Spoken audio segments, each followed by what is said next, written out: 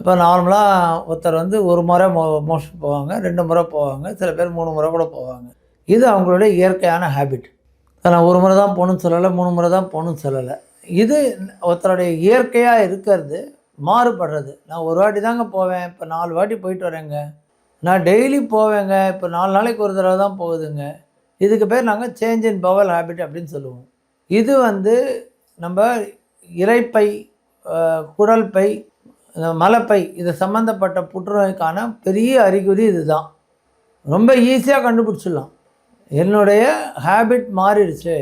நான் ஒரு நாளைக்கு ஒரு முறை டாய்லெட் போகிறவன் 4 நாளைக்கு ஒரு தடவை போகிறேன், இல்லை 4-5 வாட்டி போகிறேன் அப்படின்னா உடனே போய் டெஸ்ட் பண்ண வேண்டிய அவசியம் கட்டாயம் இருக்குது. நம்ம என்ன பண்ணுவோம்னா உடனே என்ன சொல்லுவோம், இது முதல் நாள் வரும்போது ஏதோ வெளியில் சாப்பிட்டோன்னு சொல்லுவோம். பட் அதே 1 மாதம் அதே 2 மாதம் சொல்லும்போது தான் நம்ம மிஸ் பண்ண போகிறோம். எனக்கு ஒன்று சேஞ்ச் ஆகிருக்குன்னா காமனாக யோசிக்கிறது தப்பு இல்லை. நான் வெளியில் சாப்பிட்டேன், என்னுடைய இது மாறித்து, தூக்கம் மாறித்துன்னு 2 நாள் வெயிட் பண்ணலாம், 1 வாரம் வெயிட் பண்ணலாம். ஆனால் 1 வாரத்துக்கு மேலே அந்த சேஞ்சு நிற்கும்போது அது சீரியஸ்ன்னு நம்ம எடுத்துக்கணும். அப்போவும் எக்ஸ்கியூஸ் சொல்லினே இருக்கக்கூடாது. இப்போ நிறைய பேர் என்ன பண்ணுறாங்க, இன்றைக்கி வாழ்க்கை முறையில் சிவியராக எல்லாருக்கும் வயிறு வலி வருது, கேஸ் வருது, ப்ராப்ளம் வருது, கேஸ்ட்ரைட்டிஸ் வருது. எல்லோரும் டாக்டர்கிட்ட போகிறாங்க. டாக்டர் வந்து ஒரு பேண்டிக் கொடுப்பாரு, ஒரு ஆன்டாசிட் கொடுப்பாரு. அடுத்த முறை வரும்போது டாக்டர்கிட்ட போக மாட்டோம். அடுத்த ஒரு 3 முறை இவரே கடையில் போய் வாங்கி போட்டுப்பாங்க. இதுக்கு அந்த பழைய ப்ரிஸ்கிரிப்ஷனே யூஸ் பண்ணுவாங்க. அதுக்கப்புறம் அந்த டாக்டர்கிட்ட வெக்கப்பட்டு இன்னொரு டாக்டர்கிட்ட போவாங்க. அவர்கிட்ட இந்த பழசு இதெல்லாம் சொல்ல மாட்டாங்க. இப்போ என்ன பிரச்சனைன்னா கேஸ்ட்ரைட்டிஸ் வர்றது தப்பு கிடையாது.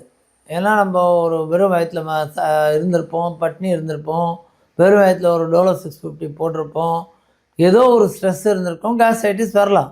ஆனால் அது திரும்பி திரும்ப வரும்போது கட்டாயம் இந்தியாவில் வந்து முன்னெல்லாம் வந்து இது காமன் கிடையாது. ஆனால் இன்றைக்கி ஸ்டமக் கேன்சர் ரொம்ப காமன் ஆகிடுச்சு.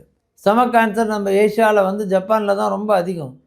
அதனால் ஜப்பானில் என்ன பண்ணுவாங்கன்னா ஒரு ஆம்புலன்ஸ்லேயே எண்டோஸ்கோப்பி பண்ணுறதுக்கு வச்சுருக்காங்க. ஸோ ரோடு சைடில் நிறுத்தி எண்டோஸ்கோப் பண்ணிடுறாங்க.